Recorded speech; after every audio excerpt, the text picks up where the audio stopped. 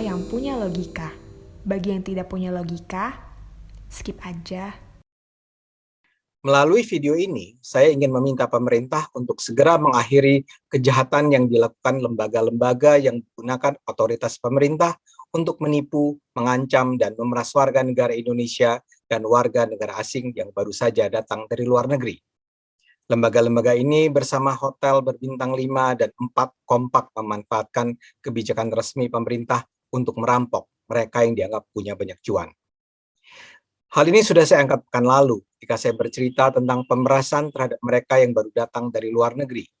Kali ini saya ulang, karena bukti-buktinya sudah semakin menguat dan tidak ada tanda-tanda pemerintah akan menghentikannya. Pekan lalu saya mengutip kisah yang beredar di WhatsApp Group tentang orang-orang yang dipaksa untuk dikarantina dan diisolasi di hotel mahal dengan alasan terbukti terkena COVID-19. Yang jadi masalah, mereka tidak punya pilihan. Hotelnya sudah ditetapkan, dan mereka tidak bisa meminta untuk melakukan tes ulang PCR secara mandiri. Kewajiban karantina dan isolasi mandiri ini memang dikeluarkan pemerintah sejak Juni lalu. Setiap orang yang baru datang dari luar negeri harus dikarantina selama 5 hari, dites PCR. Dan kalau ternyata hasilnya positif, dia harus diisolasi mandiri di hotel-hotel yang sudah ditetapkan pemerintah. Memang ada kekecualian, khusus pelajar, mahasiswa, buruh, PNS bisa menjalani karantina dan isolasi mandiri di Wisma Atlet secara gratis. Tapi yang lain harus menjalaninya di hotel yang sudah ditentukan oleh pemerintah. Ini berlaku baik bagi warga negara asing ataupun warga negara Indonesia. Masalahnya, kebijakan ini sekarang dijadikan lahan pemerasan. Buat saya, ini sebuah kejahatan yang memalukan. Di video sebelumnya, saya menyatakan bahwa apa yang saya sampaikan masih melandaskan diri pada percakapan WhatsApp Group. Artinya masih perlu diverifikasi. Tapi kini dugaan tersebut semakin menguat. Saya mendapat kiriman beberapa chat yang mengkonfirmasi cerita tersebut. Dan kini majalah Tempo juga menjadikannya sebagai materi liputan dengan menampilkan cerita beberapa saksi yang disebut identitasnya.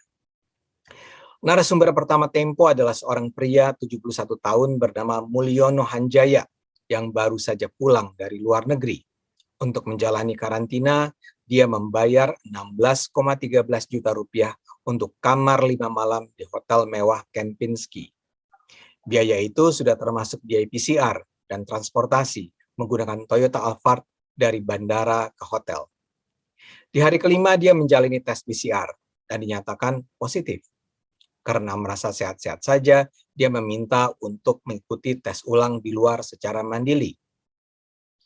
Petugas Badan Nasional Penanggulangan Bencana (BNPB) menolak permintaan itu. Dia terpaksa patuh dan kemudian dipindahkan ke Hotel Hariston untuk menjalani isolasi mandiri. Petugas BNPB sempat menawarkan ambulans untuk mengantarkannya dari Kempinski ke Hotel Hariston dengan biaya 3 juta rupiah. Mulyono menolak. Tapi permintaannya untuk berangkat dengan mobil pribadi juga ditolak. Akhirnya, dia harus menggunakan mobil dari Hotel Hariston.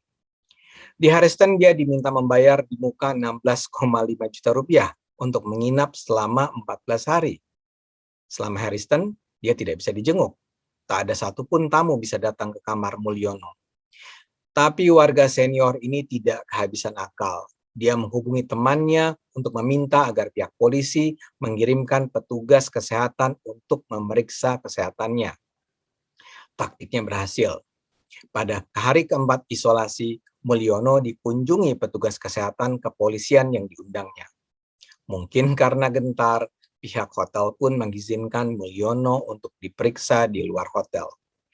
Ia kemudian menjalani PCR di 2 tempat berbeda. Ternyata hasilnya seperti sudah diduga negatif. Kok bisa? Ya bisa saja.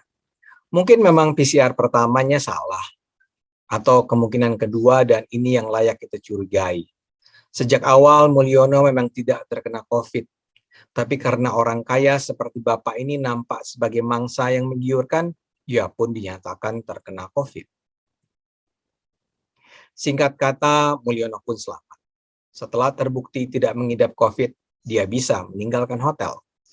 Hotel pun dengan perasaan tidak bersalah mengembalikan sisa uang Mulyono. Tidak semua sih.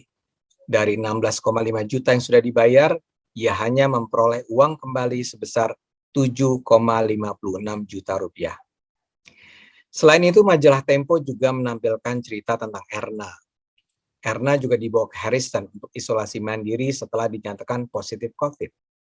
Uang yang harus dia bayar adalah 17,6 juta rupiah untuk kamar 14 hari plus 2 kali tes swab. Tes PCR-nya dilakukan pada hari ke-9 dan hari ke-14.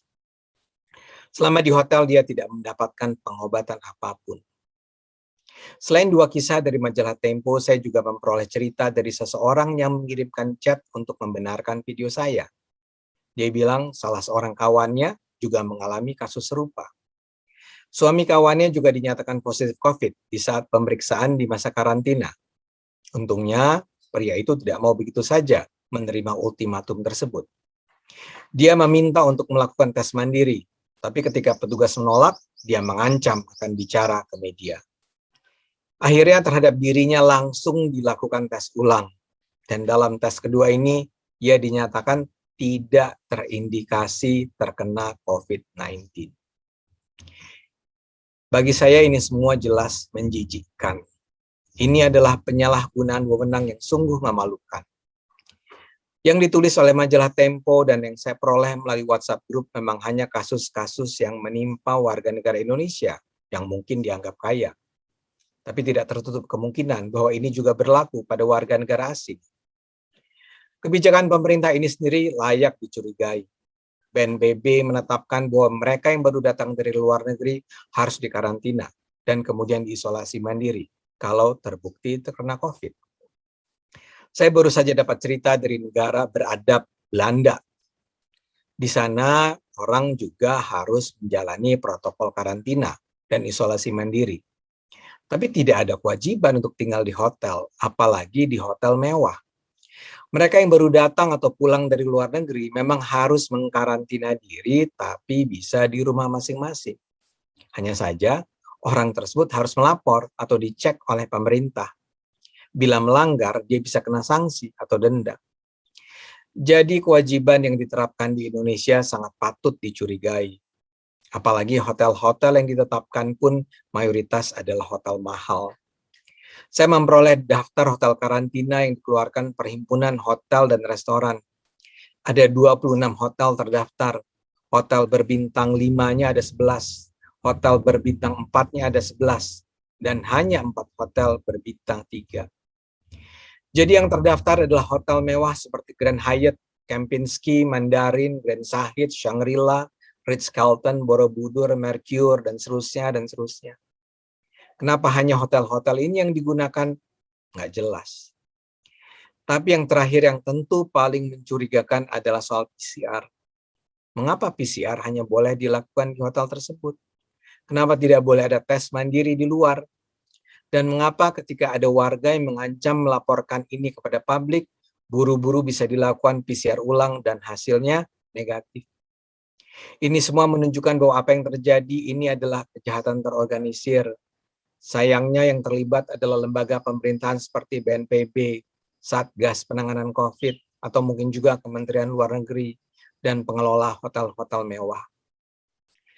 Apa yang terjadi ini akan menghancurkan kewibawaan pemerintah di saat kita butuh kekompakan kerjasama untuk mengatasi pandemi yang sudah menewaskan puluhan ribu warga Indonesia.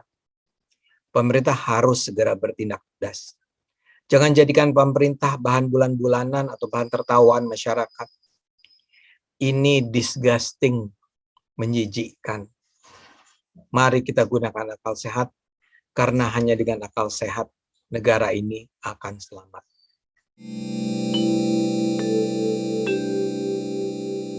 Video ini hanya untuk mereka yang punya logika. Bagi yang tidak punya logika, skip aja.